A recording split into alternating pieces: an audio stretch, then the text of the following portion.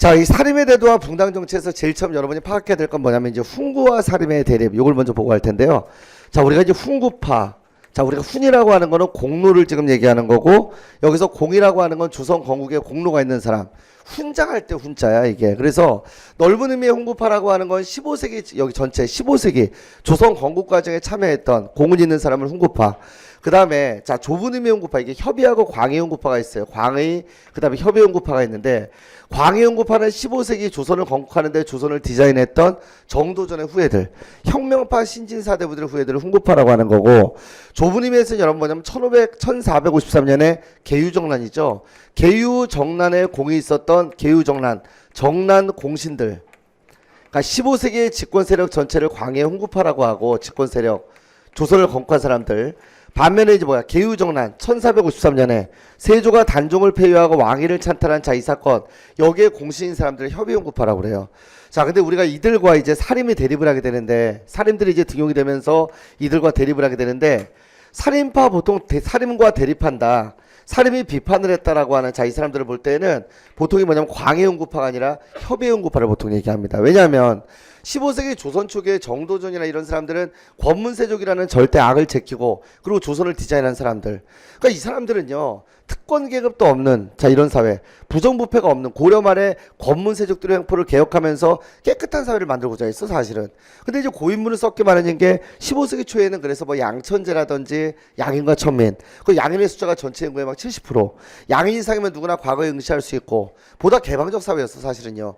근데 이 고인물을 썩게 마련한 게 시간이 흘러가면서 15세기가 진행되면서 이제 세조 때 15세기 중반이 됐을 때는 벌써 몇십 년 지났잖아, 60년 지났잖아. 이제 집권 세력들이 점차 이제 토지를 독점하고 권력을 독점하고, 그러니까 이 사람들도 뭐냐면 대를 물려가면서 자기의 특권들을 어떻게 보면 세습적으로 유지하고자 했던 거야. 이러다 보니까 계유정난 이후에 등장한 특히 한명회나 이런 사람들은 특히 이제 어떤 대농장을 차지하고 권력을 막 차지하고 하는, 자, 이런 상황들이 벌어지게 되는 거지. 그래서 훈구파가 힘이 굉장히 어떤 세지게 되는 상황. 자, 이런 가운데에서 세조가 굉장히 어떻게 보면 뭐 정권을 장악했다는 면에서 볼 때는 복이 많은 사람이라고 볼 수도 있지만, 그러니까 세조의 마누라가 누구냐면 정의왕후가 이렇게 있는데, 얘가 굉장히 또 박복한 게, 글쎄 모르겠어요. 사람을 너무 많이 죽여서 그런지 몰라도 세조는 결국 자기의 조카까지 죽였잖아. 사실은 처음에는 계유정난은 뭔가 어떤 명분에 입각해서 한 거야. 1453년 계유정난은 당시에 뭐야, 황보인이나 김종서 같은 재상들이 권력을 장악을 했어요. 세종이 죽으면서, 자, 사실은 왕위가 제대로 이어진 게 아니라 세종과 소원왕후 사이에서 태어난 약간 문종이죠. 근데 문종이 이제 3년을 못 넘기고 죽었단 말이야. 되게 병약하고 굉장히 똑똑하고 굉장히 카리스마 있었는데 몸이 안 좋았어요. 그래서 결국 세종의 3년상을 끝내지 못하고 죽어. 그리고 나서 어린 임금이었던 단종이 즉위했는데, 세종 때 성장을 했던 김종선, 황보인, 얘네가 막 권력을 좌지우지하는 거지. 이런 가운데에서 사실은 양녕대군의 지원을 받아갖고 그 수양대군, 세종의 둘째 아들이죠, 문종의 동생이죠, 단종의 작은 아버지야, 바로 수양대군이 정난을 단행을 해갖고 황보인, 김종서 같은 세력들을 전부 다 제거하고, 그리고 나서 사실은 뭐냐면 자기의 조카 단종을 상왕으로 올렸어, 처음에는.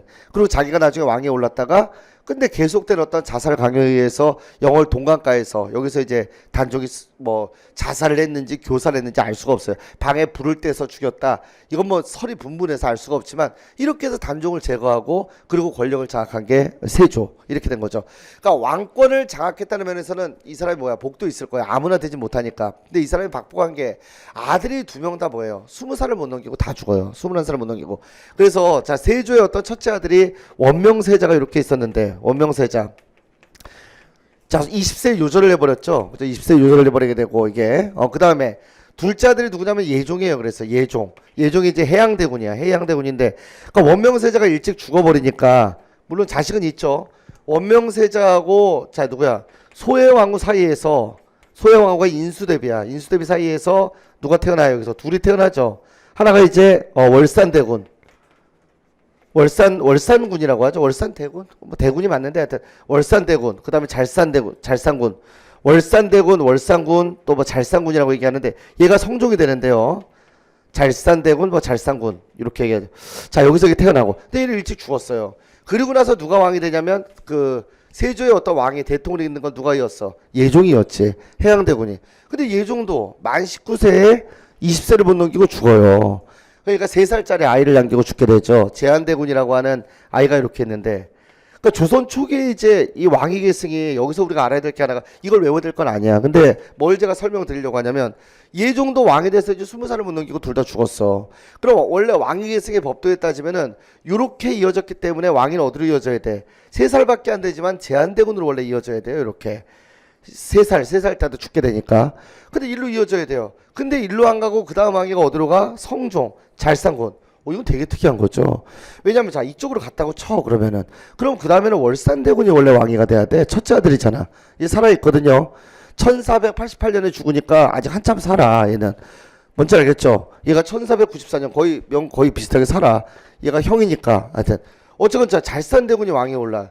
얘가 이제 뭐가 돼? 성종이 됩니다. 성종 13살의 나이로 성종에 즉위하게 되는 게 잘상군. 이거는 어떻게 된 거냐면은 바로 한명회 세조 때 어떤 계유정난에 공을 세웠던 그만큼 뭐야 협의연구파가 권력이 아주 세진 거예요. 그래서 정의왕후와 대비가 됐던 대왕 대비가 됐던 정의왕후와 한명회의 지원을 받았어. 왜? 얘 장인이 한명회거든. 아시겠죠? 그러니까 한명회가 권력을 장악하기 위해서 13살밖에 안 된 자기 어떤 사위를 왕으로 만든 거야. 그만큼 왕권을 좌지우지할 정도로 협의연구파 굉장히 권력이 세진 거 이걸 보여주는 거죠.